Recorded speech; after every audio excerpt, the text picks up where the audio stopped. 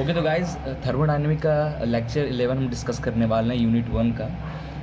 और हम इस लेक्चर में डिस्कस करने वाले हैं थर्मोडायनेमिक टेम्परेचर स्केल और क्लॉसियस इनइक्वालिटी के बारे में थोड़ा बहुत। एक्चुअली ये टॉपिक हम इसलिए पढ़ रहे हैं क्योंकि न्यूमेरिकल्स कुछ थोड़े बहुत बन जाते हैं। हम जब न्यूमेरिकल की प्रैक्टिस करेंगे यूनिट 1 के पूरे न्यूमेरिकल्स के, तब वहाँ पे हमको ऐसे कुछ टॉपिक्स देखने को मिलेंगे। क्लियर? तो आपके सामने ये एक साइकिल है, ठीक है, ये साइकिल है। टेम्परेचर 1, टेम्परेचर 2, टेम्परेचर 3, ये 3 साइकिल है। और तीनों को फिर कॉम्बाइन करके हमने टेम्परेचर 1 और टेम्परेचर 3 के बीच में एक साइकिल बनाया है। टेम्परेचर 1 और टेम्परेचर 3 के बीच में एक साइकिल बनाया है। तो ये इंजन है, इंजन इनपुट ले रहा है Q1 और आउटपुट हमें वर्क दे रहा है, और कुछ अमाउंट ऑफ हीट जो है वो हमारे सिंक में जा रहा है। फिर इस सिंक का, ये सिंक देखो, पहले ये सोर्स था, इस इंजन का सोर्स ये था और सिंक ये था, ठीक है। और इस इंजन का अब ये सोर्स हो गया, ठीक है। तो यहाँ Q2 सिंक में आ रहा है तो निकलेगा भी तो Q2, क्योंकि सिंक में क्या होता है, आप जितना चाहो उतना हीट दे सकते हो, ठीक है। तो यहाँ से हीट Q2 दिए तो Q2 निकलेगा, और ये Q2 जो निकल रहा है पहले वाले इंजन के, वो दूसरे वाले इंजन का इनपुट हो गया, ठीक है। और Q3 निकल के हमारा इसमें जा रहा है, इससे वर्क हमें दे रहा है इंजन W2। तो हम अगर T1 और T3 इंजन के बीच में काम करें तो हम लिख सकते हैं कि T1 और T3 से एक E3 एक इंजन है जो Q1 अमाउंट ऑफ हीट ले रहा है, और उससे वर्क हमारा W3 दे रहा है, और जो हीट लॉस हो रहा है वो Q3, ठीक है। तो जनरली मैं आपको टेम्परेचर स्केल, आप एक दो फार्मूला, अब एक नॉर्मल एक फार्मूला पढ़े होंगे हीट इंजन का, कि efficiency is equal to 1 minus Q2 upon Q1, पढ़े थे ये इक्वेशन। अब आप कहीं कहीं देख रहे होगे, कहीं कहीं efficiency is equal to 1 minus T2 upon T1 लिख देते हैं।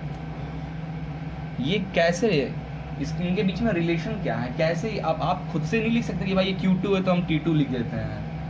इनके बीच में एक बहुत बड़ा रिलेशन है, वो हमें समझना है। यहाँ पे अपने मन से नहीं लिख सकते हैं, ठीक है। तो ये जो इक्वेशन हमारा बनता है इंजन्स के लिए, ये होता है बोथ रिवर्सिबल और इरिवर्सिबल के लिए, दोनों के लिए होता है। बट ये जो इक्वेशन एफिशिएंसी का आता है, ये सिर्फ रिवर्सिबल इंजन का होता है, थ्योरेटिकल इंजन का होता है, बोले तो कार्नोट इंजन का होता है। रिवर्स कार्नोट इंजन को हम लोग रिवर्सिबल इंजन के नाम से भी जानते हैं। क्लियर?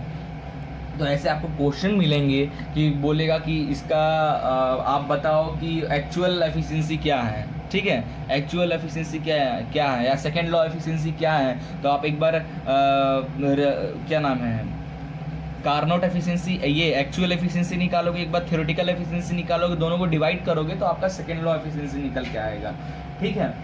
तो हम देखते हैं ये।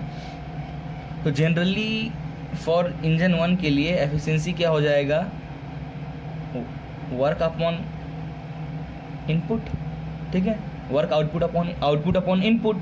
इंजन के लिए output upon input, output W1, input Q1, which is equal to W1 यहाँ पे देखो कैसे नहीं बना सकते हैं, इसमें से 2 निकल रहा है, एक अंदर आ रहा है, तो W1 plus Q2 is equal to Q1 लिख सकते हैं। तो इससे W1 जो होगा वो हो जाएगा Q1 माइनस Q2, आ गया। तो हम लिख देते हैं यहाँ पे कि Q1 minus Q2 upon Q1, तो इससे हमारा हो जाएगा 1 minus Q2 upon Q1। Similarly in case of reversible engine, in case of Carnot की जब हम बात करते हैं, तो हम कह रहे हैं तब हमारा जो इंजन है एज अ रिवर्सिबल जब काम करेगा, इन दैट केस जो एफिशिएंसी होगा वो किसका फंक्शन हो जाएगा, टेम्परेचर का, टेम्परेचर 1 और टेम्परेचर 2 का फंक्शन हो जाएगा इन केस ऑफ रिवर्सिबल। जब आप इस अपने इंजन का, तो ये जो अपने इंजन का जो एफिशिएंसी निकला है, ये तो आपका नॉर्मल एफिशिएंसी निकला है। अब अगर आपको अपने एफिशिएंसी बढ़ानी है, मैक्सिमम तक आपको एफिशिएंसी ले जानी है, तो आप किससे कंपेयर करोगे अपने इंजन को, कार्नोट साइकिल से, कार्नोट साइकिल से कंपेयर करोगे। तो for Carnot cycle, for reversible case, the maximum efficiency is a function of temperature, temperature higher और टेम्परेचर लोअर का। देयरफॉर हम इस इक्वेशन से हम लिख सकते हैं कि 1 minus Q2 upon Q1 is equal to function of T1 और T2 लिख सकते हैं। Therefore Q2 upon Q1 is equal to 1 minus function of T1 और T2, ये भी हो जाएगा। इसको अपोजिट करते हैं तो Q1 upon Q2 is equal to 1 upon 1 minus function T1 minus T2। कहीं दिक्कत तो नहीं हो रही है? ठीक है, तो अब इस इक्वेशन से हम ये भी लिख सकते हैं कि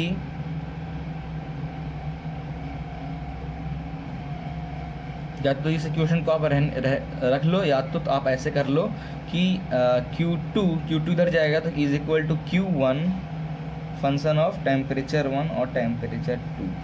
तो ये आप इस इंजन के लिए आपने ही निकाला। सिमिलरली इस इंजन के लिए, सिमिलरली ओवरऑल इंजन के लिए जो हमने थर्ड बनाया है, तो देखते हैं similarly Q2 upon Q3 is equal to क्या हो जाएगा, Q2 T2 माइनस T2 और T3। इफ फंक्शन को जब हटाएंगे हम, यहाँ से जो इक्वेशन बना है, ये फंक्शन को हटाए हैं तो ये हमारा ऐसे बना है।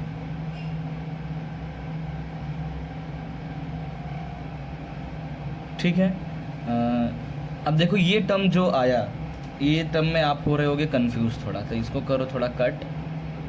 ठीक है, ये टर्म हो गया, इसमें इस टर्म में कंफ्यूज हो रहे होगे। Q1 upon Q2 is equal to 1 upon 1 minus function of T1 और T2। तो इस टर्म को हम ये लिख सकते हैं Q1 upon Q2 is equal to इस पूरे को another function of phi, Q नहीं है, फाई फंक्शन ऑफ T1 और T2 लिख सकते हैं। ठीक है, सिमिलरली Q2 अपॉन Q3 को phi another function of T2 और T3। सिमिलरली Q1 और Q3 के लिए अनदर फंक्शन फाई T1 और T3 लिख सकते हैं। देयरफॉर Q1 अपॉन Q2 को क्या लिख सकते हैं, Q1 upon Q3 into Q3 upon Q2 लिख सकते हैं। कट जाएगा तो सेम आ जाएगा।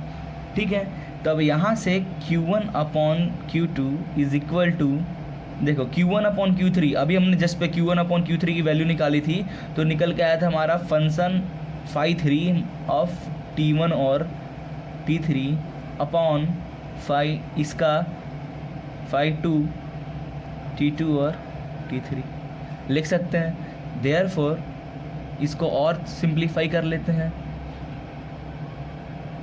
Q1 upon Q2 is equal to, दोनों को रिलेट कीजिए तो आपका आ जाएगा final phi 3 T1 upon phi 2 T2, ये आ गया। तो कैल्विन जो थे काफ़ी सारे एक्सपेरिमेंट करने के बाद यहाँ तक पहुँचने के बाद उन्होंने काफ़ी सारे टेम्परेचर लेकर देखा, काफ़ी सारे एक्सपेरिमेंट करने के बाद फाइनली उन्होंने बताया कि yes Q1 upon Q2 is T1 upon T2। ठीक है, नाउ देयरफॉर जब हीट इंजन की एफिशिएंसी की बात करते हैं, ठीक है, हीट इंजन की एफिशिएंसी की जब बात करते हैं तो हमें पता है कि हीट इंजन की जो एफिशिएंसी होती है 1 माइनस Q2 अपॉन Q1 होता है। देयरफॉर अकॉर्डिंग टू दिस हम लिख सकते हैं for 1 minus T2 upon T1 लिख सकते हैं। तो ये जो इक्वेशन आया है n minus T2 upon T1, ये सिर्फ और सिर्फ रिवर्सिबल साइकिल के लिए काम करता है। जब आपको एफिशिएंसी मैक्सिमम चाहिए होता है, कारनोट पे जब आपको चलाना होता है अपना मशीन, अदरवाइज ये जो सिंपल है ये आपका एक्चुअल। क्लियर है? तो कैसे हम Q2 अपॉन Q1 को T2 टेम्परेचर के फॉर्म में चेंज कर दे रहे हैं, ये इस तरीके से हुआ है। ठीक है, सिमिलरली अगर आप ये रिवर्सिबल रेफ्रिजरेटर की बात करते हैं, तो रिवर्सिबल रेफ्रिजरेटर की जब आप बात करोगे तो इन दैट केस COP हम आते हैं, कोफिशिएंट के टर्म में आने लगते हैं। तो coefficient of desired effect upon work input, यही होता है ना एफिशिएंसी का। तो desired effect Q1 upon work input, ठीक है। अब मैं रेफ्रिजरेटर का एक ड्राइंग बना देता हूँ। रेफ्रिजरेटर, इसमें जब आप वर्क दोगे तो क्या होगा, नीचे से हवा लेगा, ये टेम्परेचर 1 ऊपर सराउंडिंग में फेंकेगा, इससे मेंटेन रहेगा। तो इसके लिए वर्क जो निकलेगा, क्या निकलेगा, ये दोनों आ रहा है तो W + Q1 इसके अंदर आ रहा है और Q2 जा रहा है बाहर, तो W = Q2 - Q1। ठीक है, तो इसको लिख सकते हैं कि Q1/Q2 - Q1। ठीक है, तो ये जो इक्वेशन है COP का, Q1/Q2 - Q1, ये तो आपका जनरली रेफ्रिजरेटर का है, ये सबके लिए, ये रिवर्सिबल और इरिवर्सिबल दोनों के लिए काम करता है। बट जब आप सिर्फ और सिर्फ रिवर्सिबल की बात कर रहे हो, इन डैट केस आप टेम्परेचर कोफिशिएंट में चले जाओगे। मीन्स Q1 की जगह T1, T2 - T1, ये आपका इक्वेशन आ जाएगा इन केस ऑफ रिवर्सिबल और इन केस ऑफ कार्नोट, और जब आपको मैक्सिमम एफिशिएंसी की ज़रूरत पड़ती है। ठीक है, अब मार्केट में एक नया बंदा आता है क्लॉसियस, वो एक इक्वेशन देता है, बोलता है इस इक्वेशन पे आप सॉल्व करोगे तो आप और इजीली आप अपने जो भी कॉन्सेप्ट है उसको क्लियर कर सकते हो। तो क्लॉसियस इनइक्वालिटी ने जो इक्वेशन दिया था, उन्होंने बताया था कि cyclic integral of dq/t is less than और इक्वल टू 0। ये उन्होंने बताया, क्लॉसियस ने कहा था।